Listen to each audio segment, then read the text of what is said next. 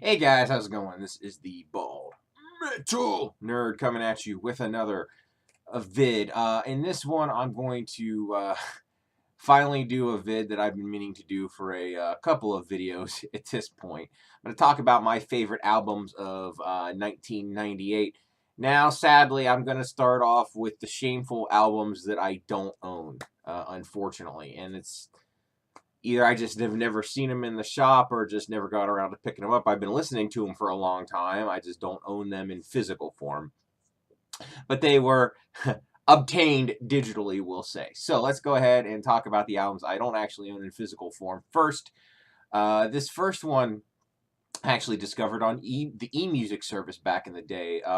It was Solitude Aeternis's Adagio. It's Adagio. I'm not sure exactly how to pronounce it, but that's one of my favorite albums of '98. This one's really shameful that I don't own in physical form because I'm a really big fan of this band. It's one of my favorite albums by them. Helloween's Better Than Raw. I think it's a kick-ass album. I don't know why I don't own it. I need to rectify some of this. The next one up is Candlemass's Dactylius Glomerata. Yeah, I know, I'm doing a terrible job. Next one, I actually have tried to get this one. I've looked around a lot for it. I don't think it's in print, and it's hard to get. It's Overkill's The Killing Kind. Anytime Overkill releases an album, it's one of my favorite of the year, pretty much every time, and I know Mind Over Metal will really appreciate that one. But my last two here are kind of a pair. Again, shameful that I don't own these in physical form. One is Merciful Fate's Dead Again, and the other one is King Diamond's Voodoo. So, all that being out of the way, let's get to albums that I actually own in the physical realm, right?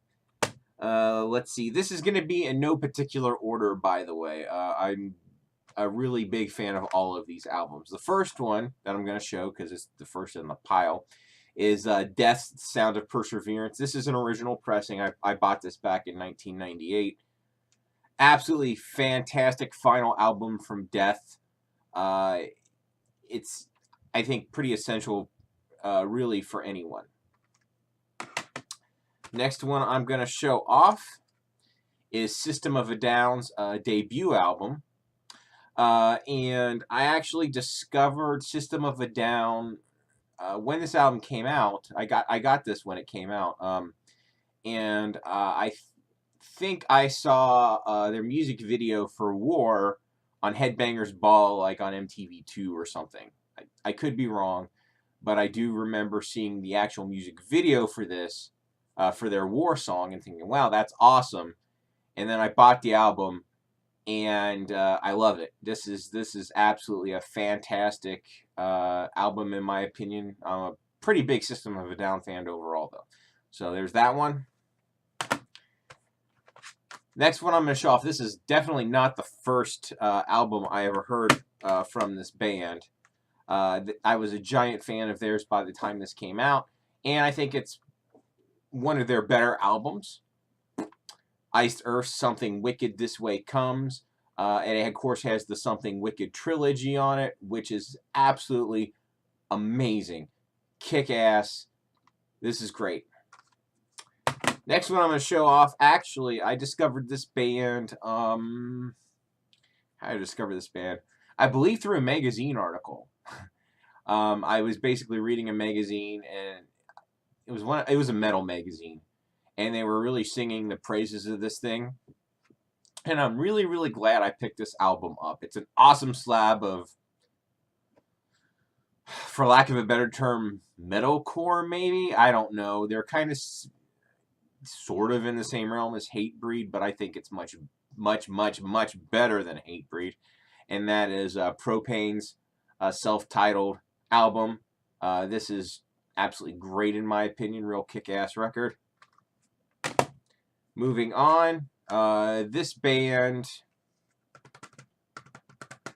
I'm not sure how I discovered them initially. I discovered them right around this time, and they are this is the first album by them I ever owned, and this is absolutely one of my favorite bands ever. I'm trying to figure out how I heard them the first time. I don't know. Maybe, hell, maybe it was on the radio for all I know. I really don't recall how I heard them or heard about them or whatever, but I'm really glad I did. And this was Monster Magnet's Power Trip. If you're not familiar with Monster Magnet, for the love of God, check them out. They are an absolutely kick-ass killer hard rock band. Next one I'm going to show, this album is not as good as the one that preceded it, because the one that preceded this one, preceded it. The album that preceded this one was an absolute masterpiece of industrial metal. This one is still really good, and I really enjoy it.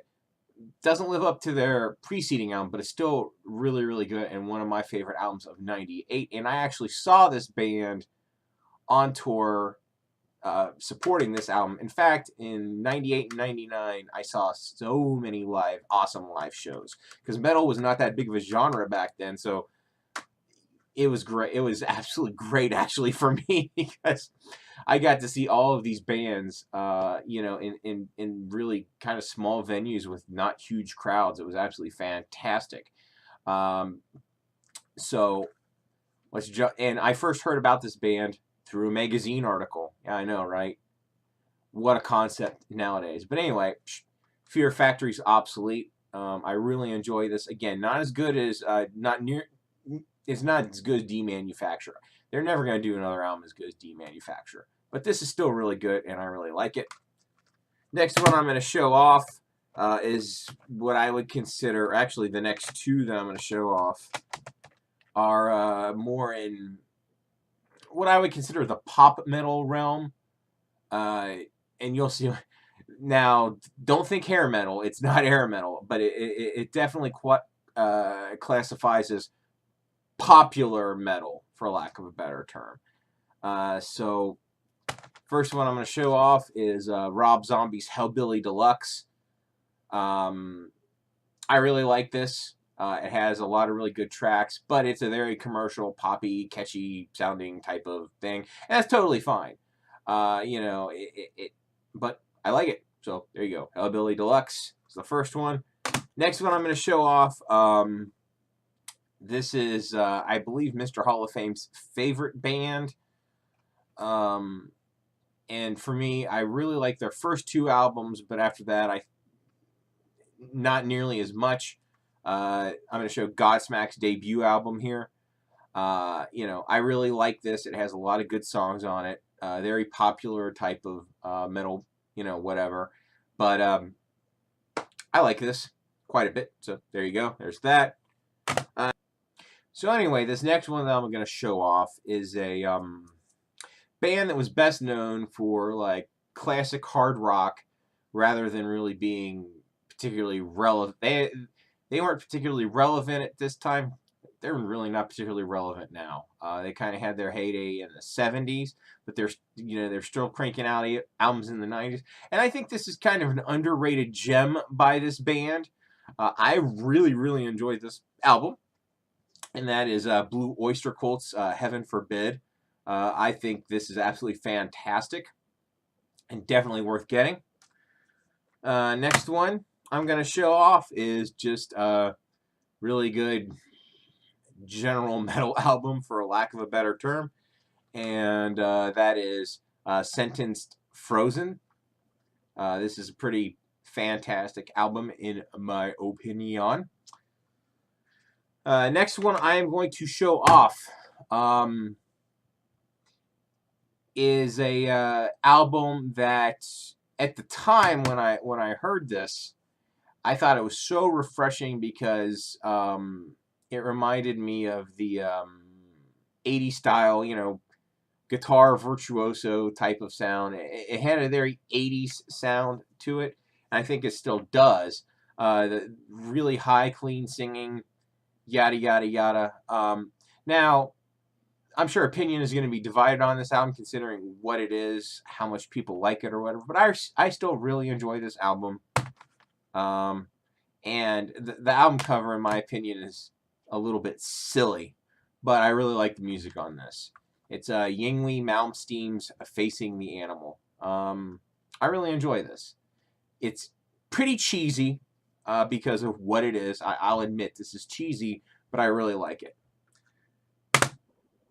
Okay, this next one that I'm going to show off is has no original material on it, and half of it was recorded before 1998, and you're going to know damn well what it is just by that description.